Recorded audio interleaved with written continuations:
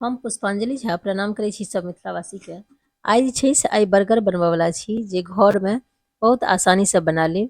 बच्चा सबके बहुत नीक लागै छनि ई बर्गर खाय के।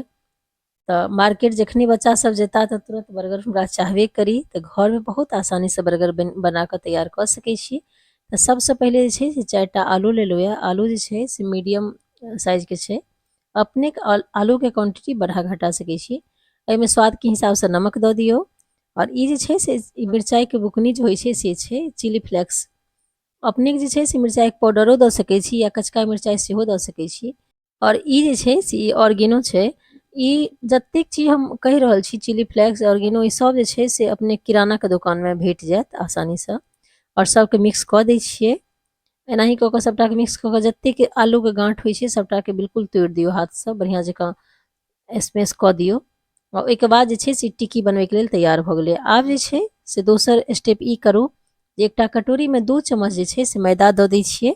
और ओहिमे जे छै से एकटा पतला सा घोल बना लिअ, पानिके एकदम पातर पातर पानिके घोल बना लिअ। एहिसँ की हेतै जे टिक्की बनबऽमे हमरा हेल्प हैत। ताहि दुआरे हम टिक्की ई जतेक काज कऽ रहल छियै ने सब टिकिया बनबैके व्यवस्था कऽ रहल छियै। तऽ बर्गरमे जे छै से टिकिया पड़ै छै, ताहि दुआरे ई बनेनाइ छै जरूरी। एकटा पतला घोल बना लेलियै मैदाके। आ ई जे छै से ब्रेड क्रम छै, इहो जे छै से मार्केटमे किरानाके दोकानमे बहुत आसानीसँ भेट जायत। तऽ ब्रेड क्रम से छियै। और ई टिकियाके बनबऽके लेल जे छै बर्गरके टिकिया जे बनेबै ने तऽ नमहर नमहर बनै छै। तऽ ओहिके हिसाबसँ एकर आलूके लोई लेब जे नमहर नमहर टिकिया बने। ई बनि गेलै टिकिया। आब जे छै से एकरा एहिमे डुबा दै छियै मैदाके घोलमे। आ तकर बाद जे छै से ब्रेड क्रममे लगा दै छियै। देखियौ ब्रेड क्रम यदि नहीं अवेलेबल हुए ना तो चावल के आटा जे छै ताहिमे लपेट कऽ एकरा जे छै से छानबै। एहि दुआरे कनी जे छै से टिक्की जे छै से क्रिस्पी हेतै, ताहि दुआरे एकरा ब्रेड क्रममे लपेटलियै यऽ। करारा जकरा कहै छै ताहि टाइपके टिक्की भेनाइ जरूरी छै। फेर हम दोसरोके एनाही टिक्की बना लै छी। आलूमे जे छै से विशेष चीज नहि देबऽके रहै छै, सिंपल आलूके टिक्की बनबऽके रहै छै। ओना अपने प्याज खाइत हैब तऽ नीक लागैत हैत तऽ दऽ सकै छी, लेकिन एनाही बनेबै तऽ बहुत बढ़िआँ हैत। बच्चा सब सेहो खेता। आ मिरचाइ जे छै से अपना हिसाबसँ देब, जेना मिरचाइ बच्चा जेना पसन्द करैत हेता घरमे ताहिके हिसाबसँ। ई बना कऽ तैयार कऽ लेलहुँ यऽ। आब चलै छी गैसके तरफ। तऽ गैसमे जे छै से गैसपर हम सरिसोके तेल देलहुँ यऽ। अपने जे यूज करैत हैब तेल से यूज कऽ सकै छी। और जखन बिल्कुल तेल बहुत ज़्यादा हीट भऽ जायत तखन जे छै से टिक्की लऽ कऽ दऽ देबै ओहिमे। तऽ ई लगभग 5 से 6 मिनटमे ई आरामसँ मीडियम फ्लेम पर टिक्की के सेक लेब। और यदि एहि टाइपके वीडियो पसंद हुए, अपने सबके नीक लागे ई टाइपके वीडियो, तऽ जरूर लाइक सब्सक्राइब सेहो कऽ लेब, ताकि एहन टाइपके कोनो वीडियो एतै तऽ अपनेके लग जरूर पहुँचत। और ओहिके बाद जे छै से आरामसँ उल्टा कऽ एकरा टिक्कीके सेक लै छी आ निकालि लै छी। भऽ गेलै। देखियौ टिक्की से जेना गाँव सबमे जानैत हेबै ने जे आलू चॉप कहै छै जकरा, तऽ बिल्कुल ओही तरीकासँ बनऽके रहै छै। ई और कनि सिंपल होइ छै और नमहर नमहर होइ छै, बस एतबी रहै छै फर्क। आ ओ बेसनमे लपटायल जाइ छै। ई जे छै से चावलके आटामे लपटा कऽ या फिर ब्रेड क्रममे लपटा कऽ बनायल जाइ छै, ताकि करापन आबैमे कड़क रहै ई। तऽ सब टिक्कीके जे छै से हम एनाही उल्टा पुल्टा ब्राउन कऽ के निकालि लेलहुँ यऽ। इहो जे छै से टिक्कीके और जे छलै तकरो दऽ कऽ सेक लै छियै। इहो 3 से 4 मिनटमे भऽ जायत। आ आँचके गैसके फ्लेम जे छै तकरा जे छै से मीडियम राखब, ताकि जले नहि। इहो भऽ गेलै। आ एहिमे बहुत तेल नहि लागै छै। टिक्कीके जे छै से डुबऽके जरूरी नहि पड़ै छै। बिल्कुल कम तेलमे एकरा सेक के तैयार कऽ लेब। आब जे छै से एहिमे ब्रेड देलियै तावापर, ई बटर देलियै। बटरमे सेकऽके छै ब्रेडके। तऽ इहो ब्रेड बन एकर नाम छै बर्गरके। तऽ ओ जे छै से अपनेके किरानाके दोकानपर बहुत आसानीसँ भेट जायत, तऽ इहो लऽ लेब।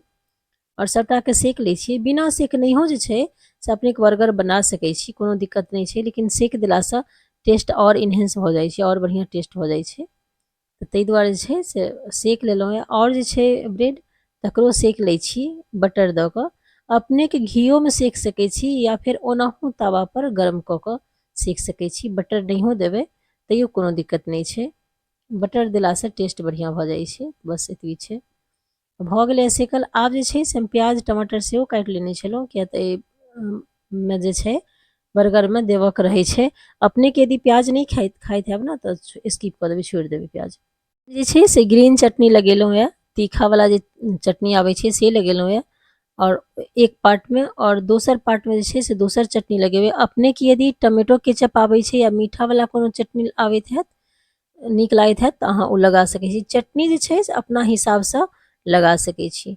ओहिके बाद जे छै से एहिमे टमाटर दऽ दै छियै, टमाटरके स्लाइस 2टा दऽ देलियै। एहिमे टिक्की जे बनेने छलियै से ओहिके ऊपरसँ दऽ दै छियै, और तकर बाद जे छै से दोसरो सबमे टमाटर दऽ कऽ और टिक्की दऽ दै छियै। ओहिके बाद जे छै से बन्ध गोभीके जे छै से पत्ता काटि कऽ रखलियै पातर पातर कऽ कऽ, तऽ बन्ध गोभीके पत्ता दऽ दियौ। यदि अपनेके पसन्द होइए चाहे बच्चा खाइत हेता तऽ दियौन, नहीं तऽ स्किप कऽ हटा सकै छी, नहीं दऽ सकै छी, कोनो बात नहीं छै। ओहिके बाद प्याज दऽ दै छियै, तऽ प्याज खाइत हैब तऽ दियौ, नहीं तऽ कोनो बात नहीं, हटा सकै छी प्याजो।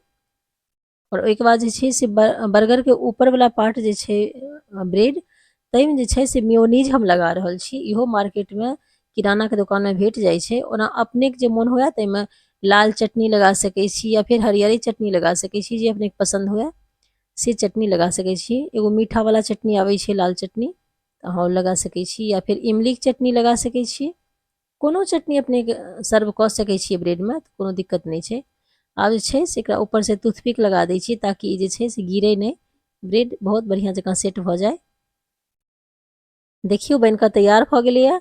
और एकटा जे छै से हम बर्तनमे सर्व कऽ के देखा रहल छी अपनेके, जे बढ़िआँ जकाँ देखै।